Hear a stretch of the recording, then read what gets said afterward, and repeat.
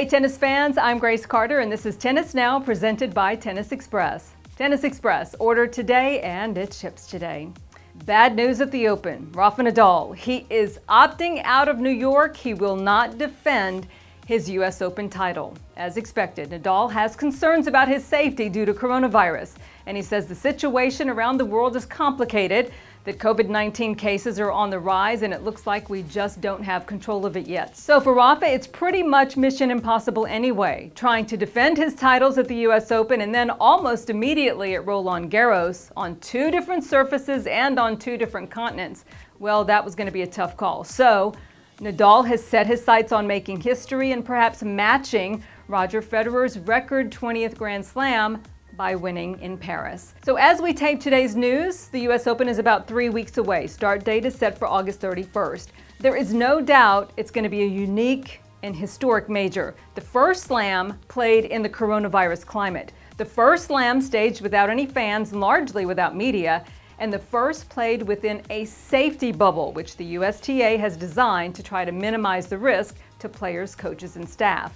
And unfortunately, more stars are following Rafa in opting out of playing at the event, and chances are that list is going to grow. But here is the list so far of players who will not be at the Open.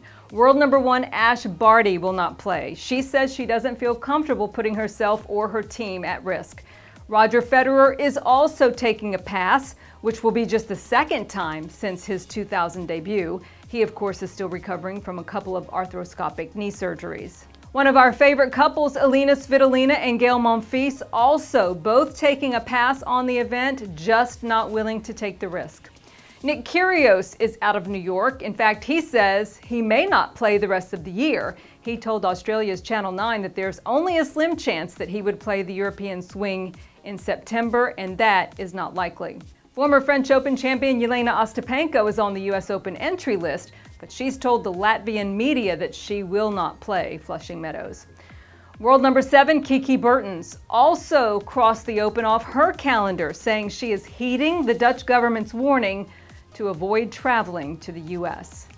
Lots of players are concerned about the prospect of facing a potential 14-day quarantine when they return back to Europe from the U.S. because that would basically mean they would be sidelined for Rome, which is set to start on September 20th, and that's just 1 week before Roland Garros begins. Now remember, Madrid's been canceled due to coronavirus, so Rome is basically the only tune-up tournament for Paris, and Rome is a Masters event in its own right, so players have to make some pretty tough choices.